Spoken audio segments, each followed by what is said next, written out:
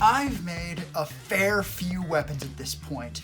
Some from Skyrim, some from D&D, but you know who I haven't made any weapons for yet? Me! That ends now! And if I'm gonna make something for myself, I'm not settling for anything basic, generic. I want something cool, something recognizable. And given my profession, and how much fun I had with the Faust Scalpel One Day build last year, I think I'll make one for myself. Hell, I'll make two.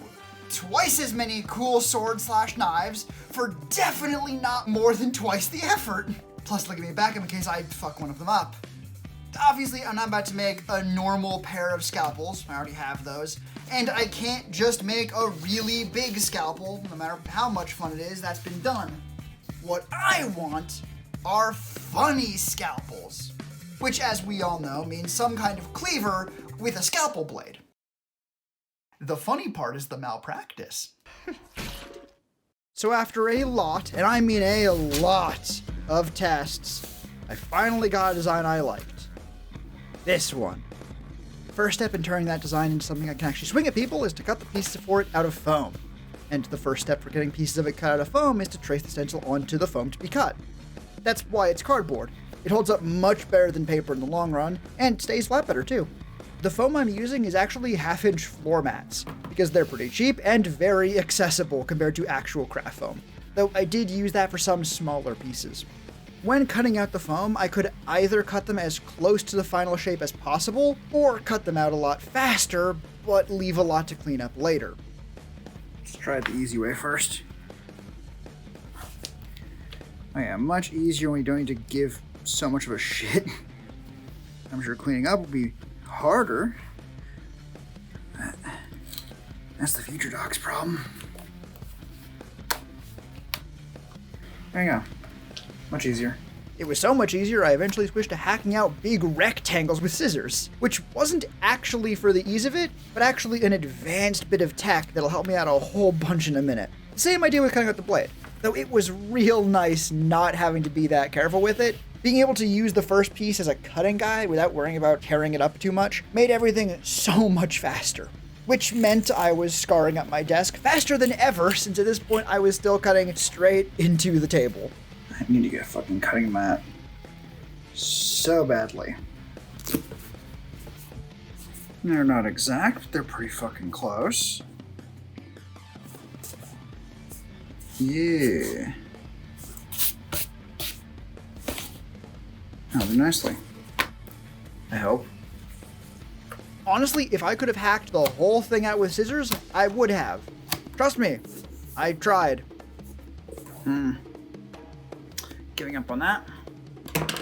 Not a huge loss. I still had a piece of the handle to cut out, and I could use scissors on that. And the knife got the job done fast enough. And that's why we leave a margin for error, so we can get all the foam bits cut out without incident. Handle bits, leftover sheet, blade bits, of course, these idiots. I even made some detents, the bit on medical scalpels that hold the blade onto the handle that I could glue onto the outside of the blade. After that, the only piece I was missing was a length of support rod to stop the foam from flopping around like, well, foam. Lucky me, I still had some leftover from last year. This smaller one should work. If I did my numbers right. I don't think I did my numbers right. Oh, right, 'cause the... Oh, yeah. Especially because of the clipped point there. They would have worked. Past tense. Yeah, I measured the length off a different blade design. But that's okay. I still had a lot of extra dowel lying around. Like 38.5 cm. And that is adequate. Totally adequate, and actually basically perfect size. I was gonna say more than enough, but that's not true. It is exactly enough. Which is good. We're not compromising, and we're not wasting material. Think on the bright side. So you don't fuck anything up and lose some of this, which is never happened before, ever. You know, let's not do that. For anyone wondering, this is a model saw for like little plastic minis. It's not some tiny wood saw. I'm just using it incorrectly because I am immune to all consequences. Come on. Nah, it's just gonna fuck it up. He said continuing to do the thing that he said we're just gonna fuck it up. God damn it, it fucked it up. Who could have seen this shit coming? I don't do it properly.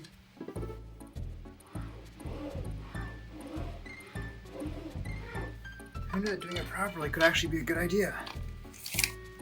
It's news to me.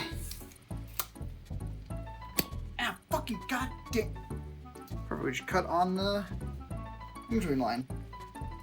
Easy. Close enough at least.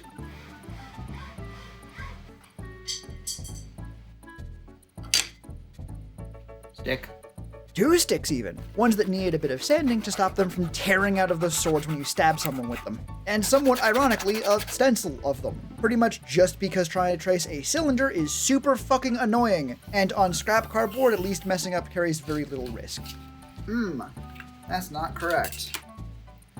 Where the fuck did the eraser go? My point exactly. Fixing it here, very easy. Drawing a dozen competing outlines onto dark foam, little less easy. Well, that's not perfect, but all things considered, it's pretty fucking close. Especially given how little I thought out this build beforehand, besides cool scalpel cleavers. Now, the $1 million question. Where do we actually put the handle on this? Also, where the fuck did I put the handle pieces? Do in the middle, full lollipop. To the end, cleaver. Okay. Well, that's not too bad, I don't think. I'm actively fucking with the camera. Whoops. Moved it back any. It would let me get a massive fucking bevel on this thing. So like all of this could just be bevel with no concern for anything. Yeah, alright. That is going to be the plan then. And I'm realizing the most painful thing right now. I cannot cut into this side. This is the good side. I want to keep this one. I had to cut it on this side, which I have once again forgotten to mark. That's okay, we could probably fix that. It's a little bit closer on this side, but I just go like that. Hooray. I can actually go in with the reference to get the rest of it. What little rest of it there is. Oh yeah, looking good. Okay, the reason why this requires so much measuring and fixing and fiddling when this one doesn't is because this, more specifically, these are getting just grooves, like troughs, only halfway deep, so that the rod can get sandwiched. But for the handle, it's just this one piece, and then these ones sandwich on either end. A lot of sandwiching in this build, which means that this one is just going to have a slot cut into it, like fully all the way through. So this one doesn't really need to match anything else. It technically needs to match against this one, but the worst thing that happens if it doesn't is that it's a little bit further forward, a little bit further back. If these two don't match, the blade doesn't happen. So we're being extra careful on these ones. And while I did that off camera, because recording Dremel work is the devil, I did a little experiment by sanding off some of the matte texture to see if that's what was causing the rough seams I've been dealing with. Now I could move on to gluing this up into something more than a pile of cut up floor mats. Though I could have tempered my excitement a little bit. Turns out this isn't a recommended way to apply contact cement, even though glue up takes forever, and this does speed it up a lot. Oh, fucking bullshit. Maybe it was more the mat I had down. Honestly, seems worth giving another go. After giving it some time to set and getting a better mat set up, I got some gloves on so the contact cement on my hands didn't stick horribly to the foam. You know, instead of putting them on when applying the glue, so I didn't get contact cement all over my hand in the first place. Fucking moron. While half dry like this, the cement sticks very easily, so I had to be extra careful nothing touched when it wasn't supposed to. Like that, yes, exactly. Thankfully, that was just a little tiny tap, and the support rod went in without any further drama. And with that, the blades finally started to take shape, so long as the main panels went together just as smoothly as that. No. Stop. Yeah, it didn't stop. I was able to get the pieces separated again, it just took a bit of the glue with it, which was fun. Well, nothing else for it. I cleaned off the loose cement so I could make sure all the foam had functioning glue on it, applied new contact cement to all the damaged bits. Before using some paper, I'd use wax paper later, I recommend you do the same, to keep the layers separated until I had them lined up. Contact cement is really sticky when half dry with other contact cement. That's why you coat both sides. So apart from some nerve-wracking grippiness, the paper worked perfectly. And I was back on track with only like 80% of a breakdown. But with that catastrophe averted, all that was left for the blade was for me to clean up the edge to that final line and add a bevel. Assuming the foam wasn't too thin to hold the bevel, which at this point, I'll be honest, I was starting to get worried about. For now, the blade's at least glued up real nice, except for the other ones where I cut the support rod channels too deep, so when I pressed it down, it sort of sucked in that line of foam. Nothing we can't fix with more foam and blindly forcing our way forward. All it took was tracing out some extra panels, cutting out said panels, and then gluing those same panels onto the blade. Which, for the sake of not repeating myself too much, I'm just gonna do one of these real quick and... Okay, those cuts, not as easy as they look. Just give me 1 second. I almost had it the first time. Just gotta line up a shot. It really shouldn't take me too long. And in the meantime, I can clean up the handle a little bit and start getting it ready for rough shaping by tacking the handle scales onto the core with super glue. This is why it didn't matter how clean I cut them out before. I'm just gonna shape them exactly to match now, which was a little tedious, but by the end of it, they were almost perfectly matched, and I could sand the final shape into them with my Dremel, off camera. Because recording Dremel footage is a pain in the ass. Moving back to the blade, getting it down to the final size took a lot. And I mean a lot of fiddling before I could cut it down to a slightly less rough shape, since I had to make sure the support rod would still be in the right spot. I've made that mistake before, and I don't want to make it again. This was especially rough around the handle, since I wouldn't be able to sand near the support rod, and honestly, the knife was barely any better. But hey, I was able to finally get a good look at how the texture sanding experiment went. Chunky. Smooth. Smooth make big fucking difference. Experiments, tests, good. Science and shit. Yes, science! But now, finally, it was time to get these blade blanks to their final shape with my brand new belt sander! I'll be fully honest, I did not do enough tests with this thing before starting on the swords.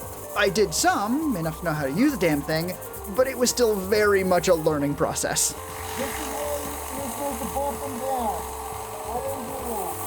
And yet, especially compared to the fucking Dremel, these early results are still pretty damn impressive. Though I had to stop using the guide platform after the foam got sucked between it and the sandpaper one too many times. The horn, barrel, end bit was better, not to mention required for these inner curves. But the real magic would come with the bevel. Yes, I made a separate bevel guide. No, you don't want to know how annoying it was. Just be happy I already did this work for you. Tracing at the bevel wasn't actually any harder than tracing anything else. Even though it had to be way more precise, it lined up without issue.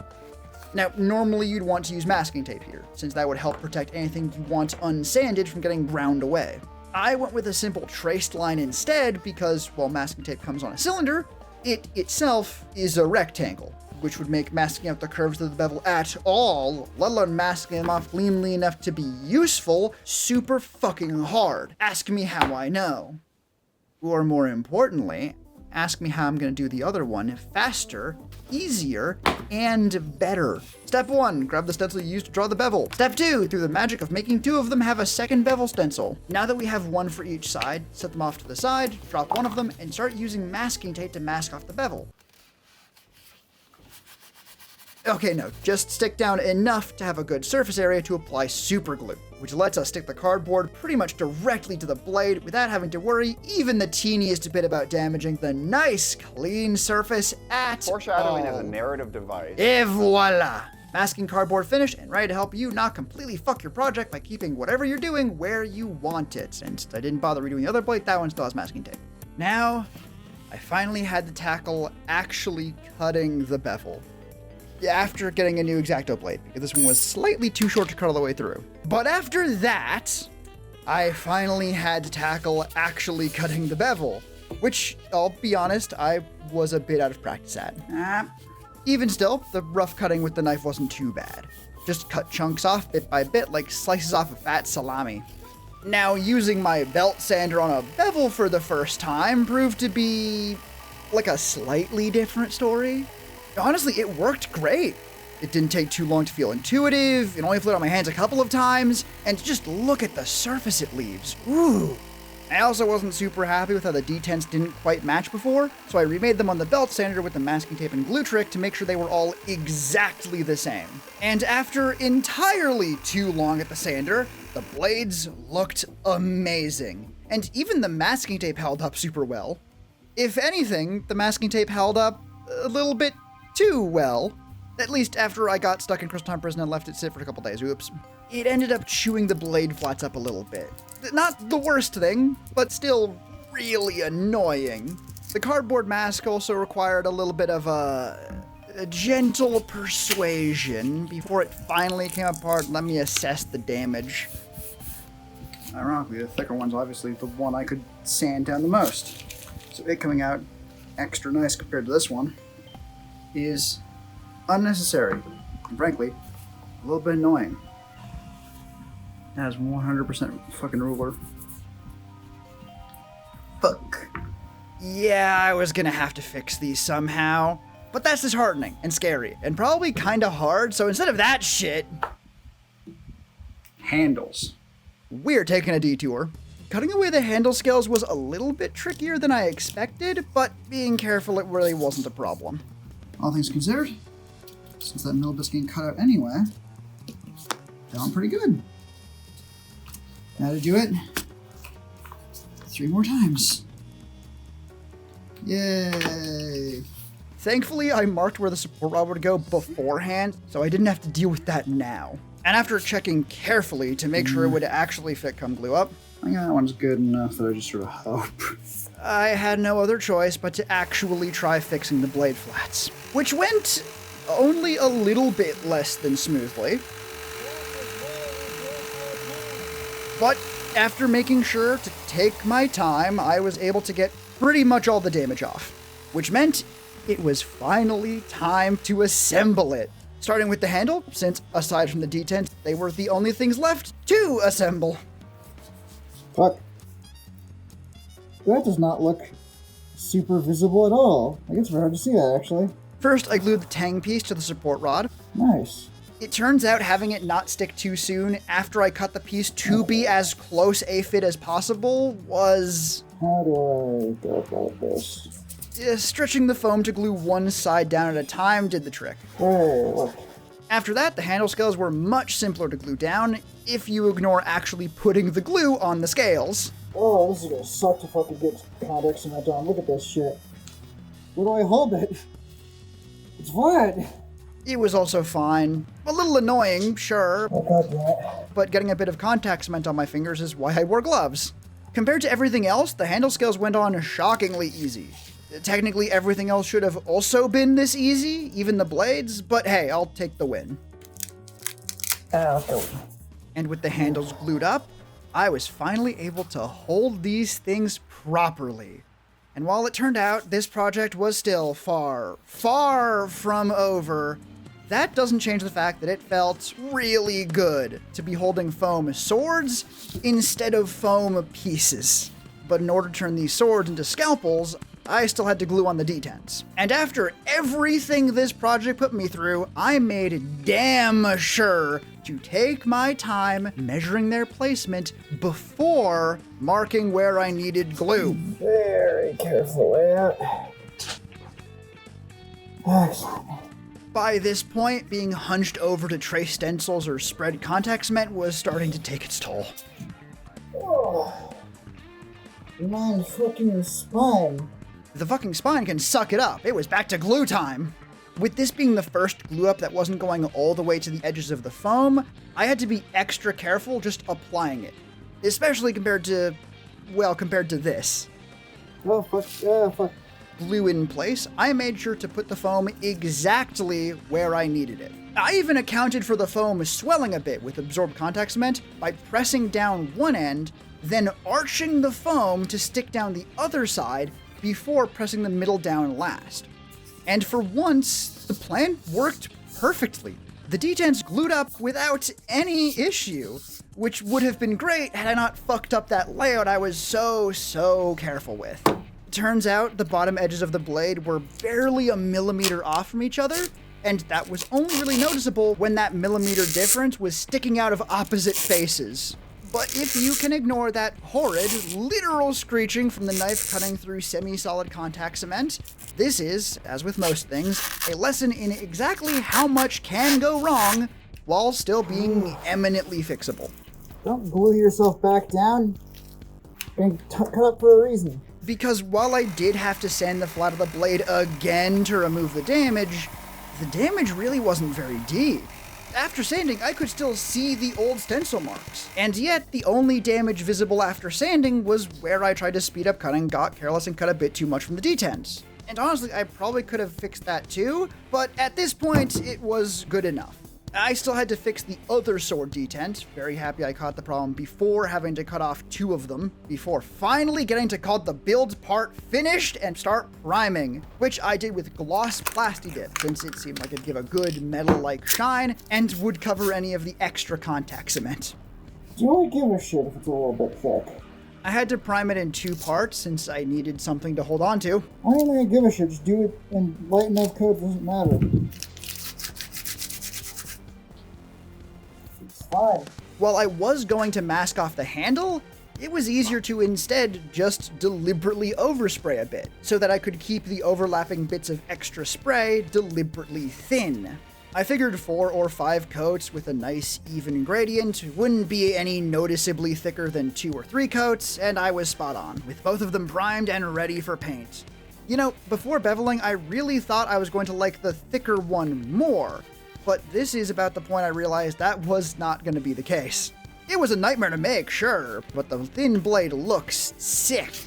Also, while the plastic was a lot easier and less nerve-wracking than priming with contact cement, the end result was just not as good. I mean, come on, the contact cement is shinier through the Plastidip, and this took a whole can of the gloss version. Also, I lied. There's exactly one more thing before painting, but it's just knocking some pin details into the handles so they actually look like they'd hold together.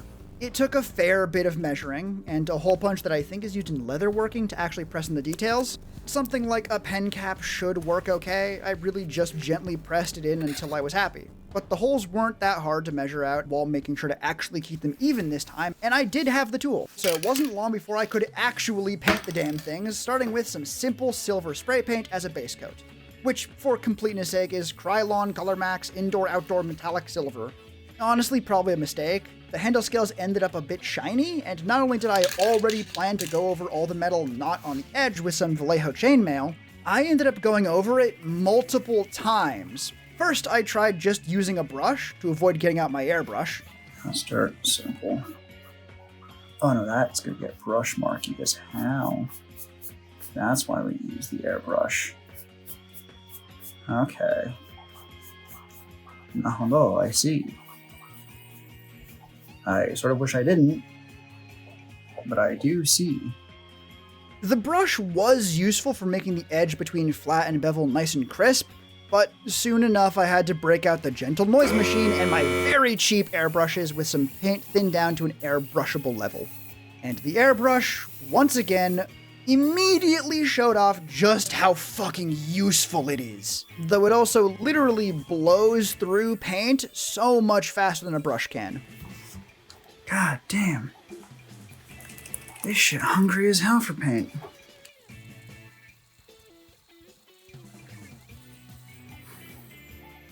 Honestly, don't look bad. I really don't look bad. It also looks fucking black by comparison to what I wanted it to be. But don't mean it look bad. It doesn't look too bad. It looks bad enough that I'm not going to continue doing that. But it doesn't look too bad. That, in this case, being trying to paint the edges with just the airbrush, which I would in fact immediately try and continue doing. And yeah, I was right the first time. I should not have done that. Even if the airbrush is unmatched in terms of getting paint down, and I've heard of people using them for fine details on minis, let alone something like this, I am not yet one of those people. Chainmail was the best bottle of paint I had, and while it was darker than I wanted, I put off mixing a custom color because if I needed to mix a second batch, it would very likely be a pain in the ass, especially at smaller amounts. Once I realized exactly how far from a small amount of paint I was using, I figured it was at least worth trying out. Starting off with Vallejo Metal Color Silver airbrush paint up to that little line at the bottom of the mini cups I was using.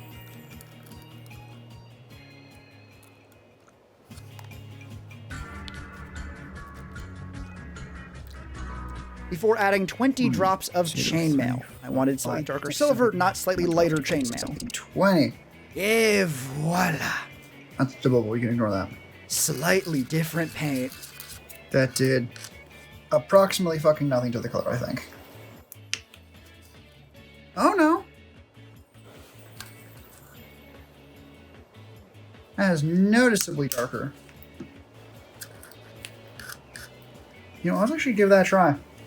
I stand by my original plan of not mixing my own paint. It's still annoying, but I'm also so happy I decided to test it out because it's not just better than the chainmail, it's exactly the color I wanted. Which I suppose shouldn't be too surprising. It is a custom mix, that's kind of the whole point, but still. I really went over the line there. Yeah, it's fine, I can save it. By pretending it's not a problem at all.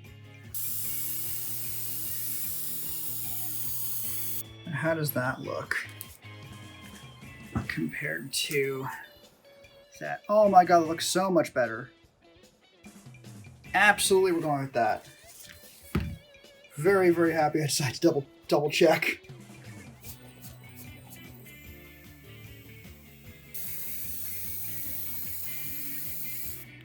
Ah, fuck. Oh.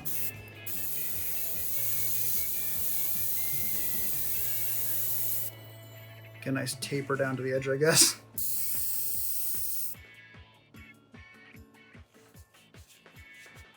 While we're here. Oh, no, that covers fine. That covers fine. At least with the airbrush, that covers fine. We shall see about everything else. I'm realizing now, with how I'm actively painting at this point, I can't really put it down at all. Because all of it is wet paint. We shall burn that bridge when we get there. How do I do it with the brush? It always leaves like this texture, which I presume is like whatever bits they use to make it shiny. But it's incredibly fucking annoying, and I'd wish it didn't do that.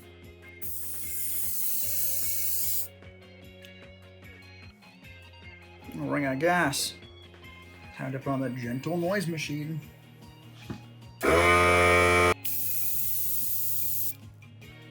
That does do a gradient very, very well. Yeah, I'm much happier with that shade of gray. And it's very shiny on camera. That's excellent. Yay. Sticks in frame just slightly. Yeah. That was like all the paint I mixed up. It's almost like this is meant to be used on minis, but god damn, in the light that looks good. How the fuck do I hold this up without it just smearing paint everywhere? Good ass question, I'll figure that out. God fucking damn, I knew that was falling.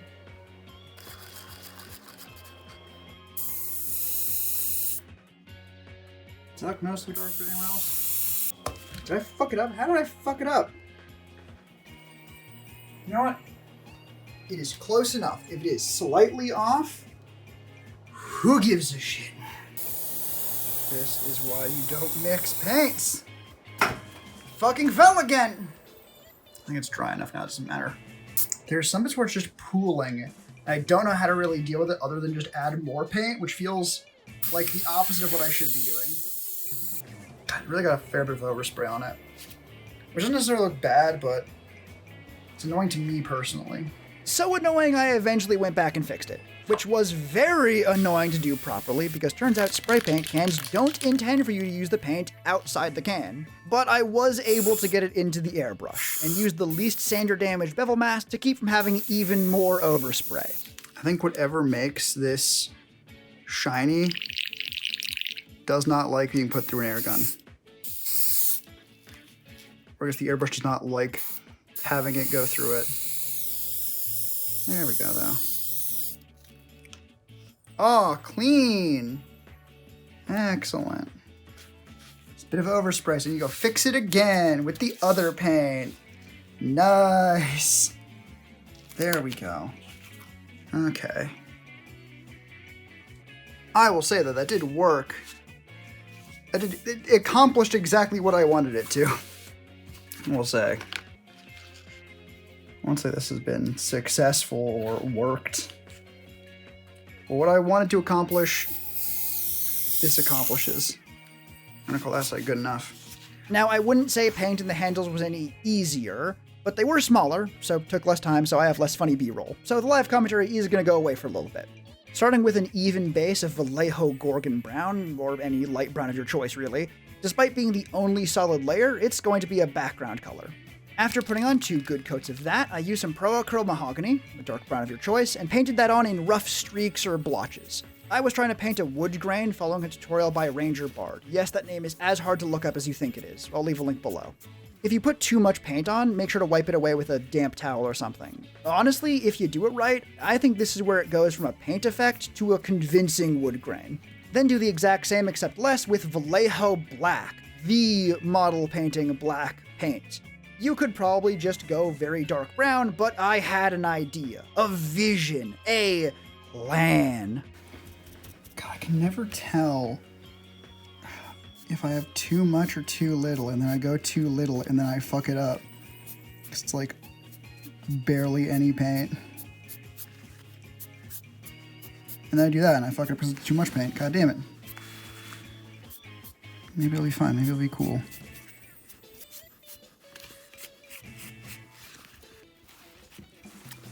And that's why we use masking tape.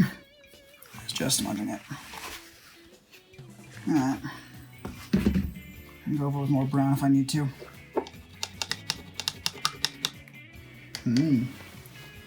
Paintbrush loves when you do that. Didn't call that good. At least for now. There's still one more step. That step, which was not in the tutorial, was some brown wash to blend everything together and to hopefully make the black look a little bit more like a very, very dark brown. Agrax Earthshade is the James Workshop one and the one I had. One of the brown washes of all time, and I think it did exactly what I wanted it to. Made the whole thing warmer and more holistic, and other words for looking more gooder. And with the handles fully painted, all it needed was the red accents, and I would finally have a pair of beautifully themed blades to call my own. Alright. Now comes the tricky part. Which is not actually going to be painting any of these little details, the detent or the pins in the handle, which I'm not sure you can see. Anyway, yeah, that's not going to be that tricky, at least they shouldn't be. It's not even going to be masking off the blade away from the detent so that I don't get paint everywhere else. That should be fine. I did actually have a little cardboard cutout that I made of the detent like stencil, but that's fucking disappeared to the goddamn wind, so who knows what the fuck that is. I'll just have to use the tape like a fucking insane person. Fuck, this shit's tedious as hell. That should be okay, even though this one didn't really cover all the way, a little bit got through, and also it fucking tore up some of the paint, which, no fucking idea why it did that. Like, there wasn't a problem anywhere else, but I'll have to just fix that later. Oh well. But no, the tricky part is the paint itself. I was under the impression that I'd be able to just go over the metal with the contrast paint, and it would show through enough that it would look like a metallic red. And failing that, just mix up my own metallic red with just mixing paint in the bottle, because this one's about a third of the way full still. Wrong. Though I've tried a lot, and I mean a lot, to get that metallic red to work. And I did eventually find something that I'm pretty happy with. This little swatch right here, I think looks pretty good. Fortunately, I'm only like 70% sure I remember how to mix up this color, and I don't really want to fucking try it again, so we're not gonna do that. We're just gonna fucking forge ahead and mix it up right in the bottle. That's definitely gonna need more something, I think. I have this 2/3 empty bottle of Flesh Tearers Red, which is excellent. I do already have a new one, so I'm gonna add a few drops of the Vallejo metal color, any more than that, and so it goes like purpley in a way I don't like, and then either equal parts to the Flesh Tearers or at 1/3 parts of this cheap ass craft metallic white pearl, which has been sitting around for over a year at this point from last Swordtember, and these fucking craft paints really have no business showing up as much as they do. Although I guess that video actually hasn't come out yet, so ignore that. Spoilers. Fuck. But yeah, I'm gonna mix that up, and then I can paint this. Let the record show. I did try doing it with just a brush. Yeah, no, it didn't really turn out that good. I know I did at some point paint shit without an airbrush. At this point, it feels like a half-remembered bad dream. It's still sputtering a fair bit, but sputtering a little bit less. What more could you ask for, really?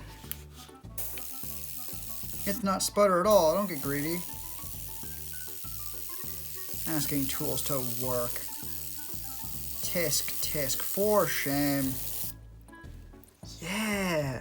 Hopefully that looks good when it's dry. No idea what it looks like right now, since it's, not dry.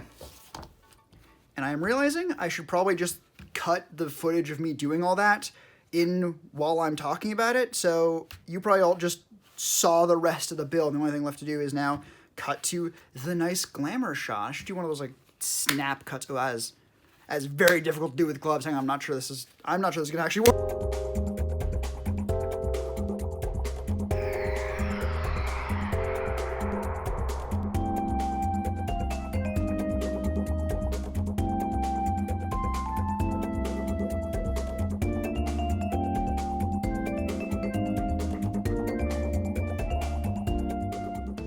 And there you go. Aside from one being extra thick, they're exactly what I wanted. If you liked the video, let me know down below, and make sure to do all the YouTube things while you're there, since I've got more builds like this underway you don't want to miss, and it lets me know that videos like this are worth making. And if you really liked the build and want to make one for yourself, I'll be releasing the plans for it on my Patreon, where you can also get your name up alongside my other wonderful supporters. But if not, I am still incredibly thankful for you watching. I hope to see you at the next video or at one of my streams. Until then, take care of yourself out there, take care of each other, and bye-bye.